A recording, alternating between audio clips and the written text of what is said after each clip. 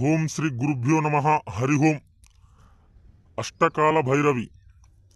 అష్టకాల భైరవి మంత్రంతో ఎవరినైనా సరే నేల రాలేటట్టు చేయవచ్చు.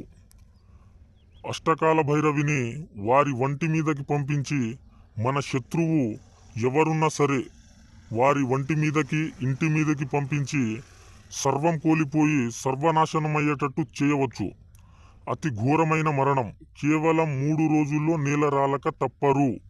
ఎవరున్నా సరే ఎంతటి వారైనా సరే కేవలం 3 రోజుల్లో మరణాన్ని మన కళ్ళ ముందు చేయిస్తారు.